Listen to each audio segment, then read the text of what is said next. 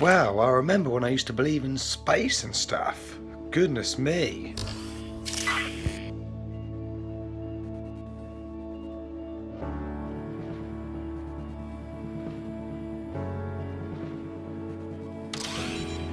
When I was a lad, I used to believe in space travel and the very brave astronauts. Well, they seemed like strong men with honour, but they were a little bit punchy when it comes to swearing on the Bible and such, you know. I also believed in aliens, and I loved alien and space films. However, these films are called sci-fi films. They're not called based on true event fi films, so... Incidentally, you won't find alien in the Bible, as in from outer space, nor dinosaur, nor Superman. Quite simply because these words were not around back then. However, there are demons and gigantic creatures written down for all to see. Maybe you should look into it.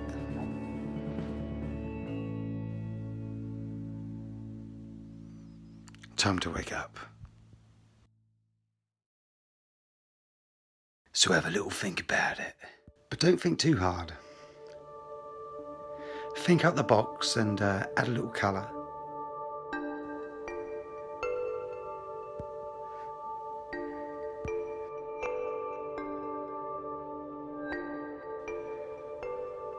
And bet the devil you know.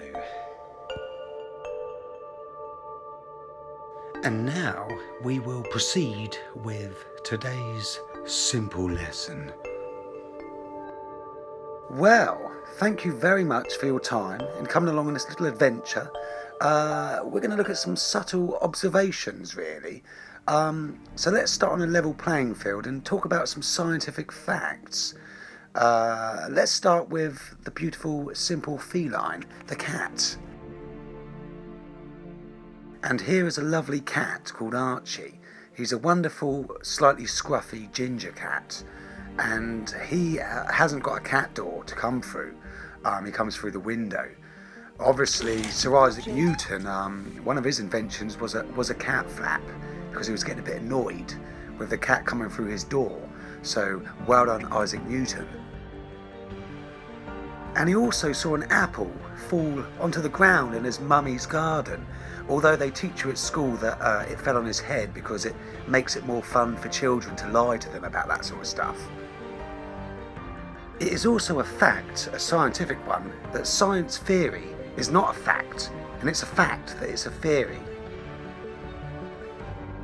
It is not proof of the fact, it's just a theory, and just a load of people ranting on about some theory they think up, i.e. the Big Bang. I mean, I wasn't there, so I can't tell you.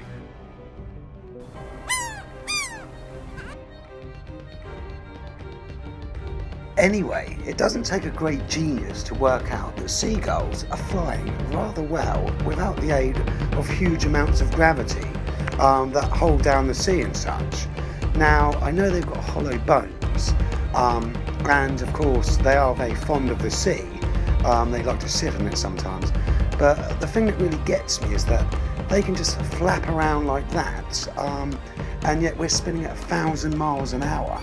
And this massive body of water just stays on the globe, as it were, and these seagulls just flutter around with no problem whatsoever.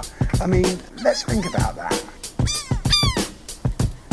And this one's very fond of the camera, so, you know, fair play to him. Now, let's have another little think about this. Now, 1 cubic metre of water equals 1 tonne, so that's quite a lot. And now let's think how many tons of water on the planet. Quite a few more. Excuse me, than 1. Sorry, there's a frog in my throat. But look at these seagulls. They just flap around. They've got no problems whatsoever. They're very light, and yet the gravity's not sticking them to the globe. I mean, look at this water here. That would be terrifying. Spinning at 1,000 miles an hour, going around the sun at 66,000 miles an hour. I mean, it's pretty impressive. But this little fella just sits on the waves, and when he wants to just does a little bit of effort, and he breaks away from that huge force field of gravity. There we go. Quite interesting stuff, really, don't you think? I mean, you know, they don't teach you the right thing at school, really, do they? Well, it's crazy. I mean, they expect us to believe this stuff. I mean, NASA's just all crazy. It's a load of rubbish, you know? And I mean, it's like the space station. You never actually see any satellites. You know, you don't see anything fall out the sky. I mean, that's ridiculous, really, isn't it? Yeah, you have to admit. Well, you've got to use your own initiative there. You've got to appreciate that, you know, it's not all what it seems, and not many people know that. I am struggling, but at the end of the day, I mean, it's pretty obvious to see. You can just see it with your own eyes. I mean, you can just feel it. So, you know, I just know. Wow, I know, but thank you very much. It's been incredible, and I've really enjoyed my time with you, and I hope you'll have me back sometime. Well, thank you very much there, Mark. That's very kind. So, you know, that concludes it, really. Go and do your own research, but don't believe everything you see or hear. Check it out for yourself. Cool. No, you've done well there, mate. You've done well. Thank you very much. No, I'm going to go and make a cup of tea. I'll just go over here. I'll go over here somewhere.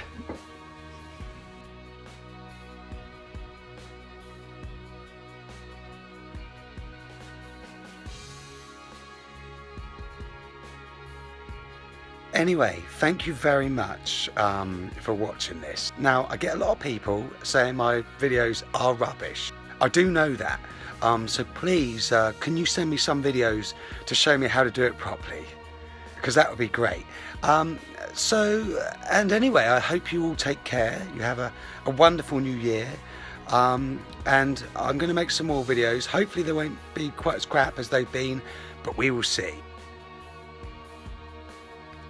But as I say, feel free to do your own research. But it's been an absolute pleasure to have you.